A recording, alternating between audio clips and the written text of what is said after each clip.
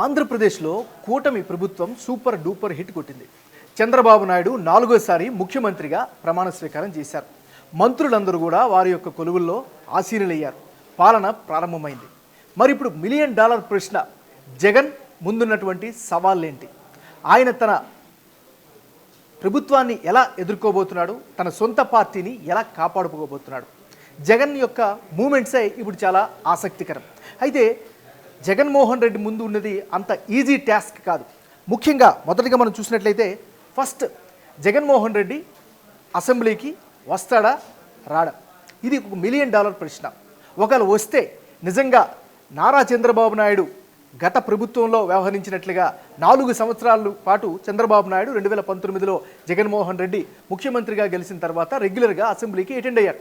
So ఒక రకంగా 151 మంది సభ్యులున్నటువంటి వైసీపీ ప్రభుత్వాన్ని ధీటుగా ఎదుర్కోవడంలో చంద్రబాబు నాయుడు అప్పుడు సక్సెస్ అయ్యాడు. సరే, చివరిలో ఒక ఏడాది ముందు ఆయన సభ నుంచి వెళ్ళిపోయినటువంటి పరిస్థితి, అదంతా హిస్టరీ. మరి అదే రీతిలో ఈసారి కేవలం 11 స్థానాలు మాత్రమే జగన్మోహన్ రెడ్డి గెలుచుకున్నాడు. ఒక రకంగా చెప్పాలంటే ప్రతిపక్ష హోదా కూడా లేనటువంటి పరిస్థితి. మరి ఈ సమయంలో నిజంగా జగన్ అసెంబ్లీకి వస్తాడా రాడా? ఒకవేళ వస్తే ఎన్ని రోజులు ఉంటాడు? తన సభ్యులు మాత్రమే పంపిస్తాడా? లేక తను కూడా ధైర్యంగా ముందు నుంచి చెప్తున్నట్టుగా సింహం సింగిల్గా వస్తుంది, పోరాటం చేస్తుంది అంటూ ఆయన మొదటి నుంచి వ్యాఖ్యలు చేస్తూ వచ్చారు. సో అదే పంతాను ఆయన కొనసాగిస్తాడా లేదా?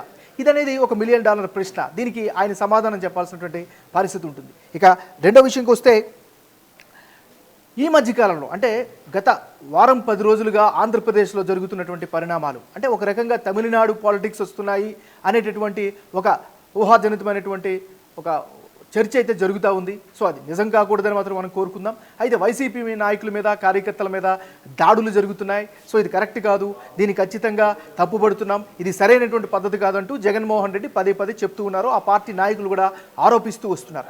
మరి ఈ పరిస్థితుల్లో ఆయన తనదైనటువంటి స్థాయిలో మరోసారి పాదయాత్ర చేస్తారా? లేకపోతే వాళ్ళందరినీ కూడా భరోసా ఇచ్చేలాగా ఓదార్పు యాత్ర లాంటిది మళ్ళీ స్టార్ట్ చేస్తారా అనేటటువంటి ఒక సందేహాలు కలుగుతున్నాయి. అంటే ప్రజల్లోకి వెళ్ళే ప్రయత్నం చేస్తారా?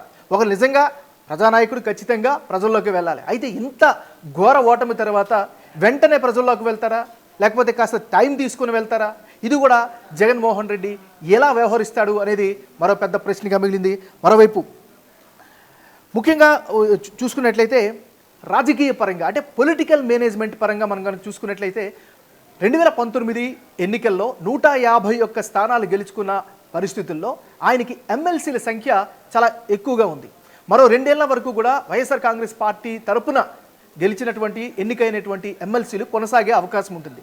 అయితే మరోవైపు ఈసారి 2024 ఎన్నికల్లో 164 స్థానాలతో గెలుచుకుంది కూటమి ప్రభుత్వం, చంద్రబాబు నాయుడు సర్కార్.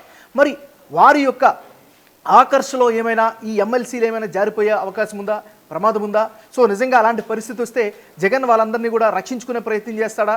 తన సంఖ్యని కాపాడుకునే ప్రయత్నం చేస్తాడా? దానికి ఆయన ముందున్నటువంటి ఆప్షన్స్ ఏంటి? ఇవి కూడా చాలా పెద్ద ప్రశ్నగా మారుతాయి. మరోవైపు షర్మిల ఇప్పుడు ఎన్నికల్లో, అంటే 2024 ఎన్నికల్లో ముఖ్యంగా రాయలసీమ ప్రాంతంలో షర్మిల ఇంపాక్ట్ చాలా ఎక్కువగా ఉంది అనేది రాజకీయ విశ్లేషకుల మాట. అదేవిధంగా ఇప్పుడు వచ్చినటువంటి ఫలితాలను చూసినా కూడా అది నిజమని నమ్మక తప్పదు. ఎందుకంటే ఇదే షర్మిల, అంటే సొంత చెల్లి, 2012-13లో ఆమె జగనన్న వదిలిన బాణంగా ప్రజల మధ్యకి వెళ్ళారు, జగన్ కోసం మాట్లాడారు, జగన్ పార్టీని నిలబెట్టే ప్రయత్నం చేశారు. ఒక రకంగా మాట్లాడుకుంటే ఉదయం నుంచి అర్ధరాత్రి వరకు కూడా ఆమె ప్రజల మధ్యన ఉన్నారు. జగన్ తరపున ఆమె వకాల్తా పుచ్చుకొని జగనన్న వదిలిన బాణంగా జగన్ మాటల్ని ప్రజల వద్దకు తీసుకెళ్లారు. సో అంత చేసినటువంటి చెల్లి సీన్ కట్ చేస్తే కరెక్ట్గా 10 సంవత్సరాల తర్వాత, అంటే 2013లో సీన్ అది, ఇప్పుడు 2024 ఎన్నికలకు ముందుకు వచ్చేసరికల్లా ముఖ్యమంత్రి అవ్వకముందు జగనన్న వేరు, ముఖ్యమంత్రి అయిన తర్వాత జగన్మోహన్ రెడ్డి గారు వేరు అంటూ సాక్షాత్తు వైఎస్ షర్మిల, అంటే జగన్మోహన్ రెడ్డి సొంత సోదరి చేసినటువంటి వ్యాఖ్యలు పెను సంచలనంగా మారాయి, దుమారాన్ని లేపాయి. మరీ అనూహ్యంగా ఆమె చెప్పినటువంటి వ్యాఖ్యలకు అనుగుణంగానే సొంత తల్లి విజయమ్మ కూడా షర్మిలకు ఓటేయండి అంటూ కూడా ఆమె విజ్ఞప్తి చేస్తూ కీలక దశలో ఒక వీడియోను కూడా అప్పట్లో ఆమె రిలీజ్ చేశారు. అది కూడా సంచలనమైంది. సో ఇవన్నీ కూడా ఖచ్చితంగా వైఎస్ కుటుంబంలో చాలా పెద్ద దుమారాన్ని లేపాయి, ఓట్ల విషయంలో కూడా భారీ గండి కొట్టాయి. మరి దాన్ని రికవరీ చేసుకునే ప్రయత్నం చేస్తాడా జగన్మోహన్ రెడ్డి?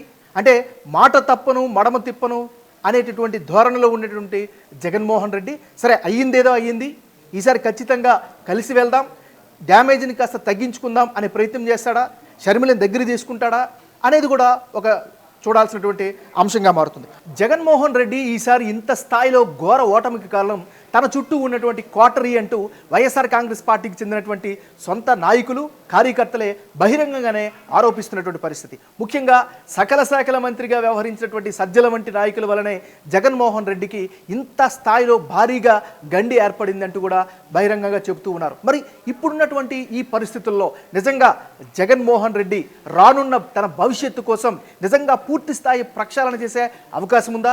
తన చుట్టూ ఉన్నటువంటి క్వార్టరీని పూర్తిగా మార్చే అవకాశం ఉందా? లేకపోతే క్లాస్ పీకి ఊరుకుంటాడా? లేదా ఆయన్ని దూరంగా పెడతారా? లేదా వాళ్ళ స్థానంలో నిజమైనటువంటి కార్యకర్తల్ని లేదా వైఎస్ఆర్ కాంగ్రెస్ పార్టీ మేలు కోరినటువంటి వాళ్ళని లేదా ఆయన జైల్లో ఉన్నప్పటి నుంచి పార్టీతో కలిసి నడిచినటువంటి వాళ్ళందరినీ కూడా దగ్గర చేసుకుంటాడా? ఇవన్నీ కూడా మరో పెద్ద ప్రశ్నగా కూడా కనిపిస్తుంది. 2019 నుంచి 2024 వరకు కూడా ఇప్పుడు అధికార పక్షంలోకి వచ్చినటువంటి తెలుగుదేశం పార్టీ అప్పుడు ప్రతిపక్షంలో ఉండేది.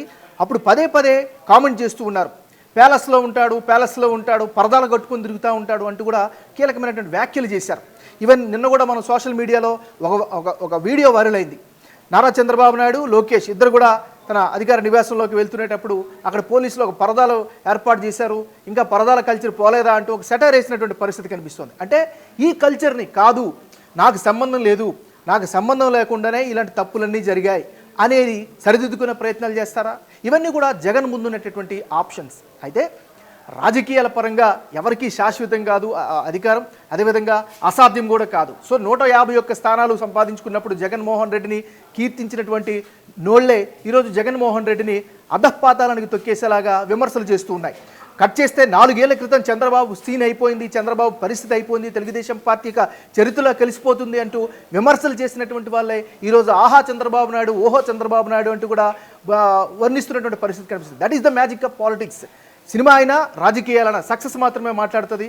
కాబట్టి వీటన్నిటి దృష్టిలో రానున్న రోజుల్లో ఆంధ్రప్రదేశ్ రాజకీయాల్లో జగన్ మళ్ళీ తిరిగి లేస్తాడా, తన స్థాయిని నిలబెట్టుకుంటాడా అనేది ఖచ్చితంగా వేచి చూడాల్సినటువంటి అవసరం ఉంది.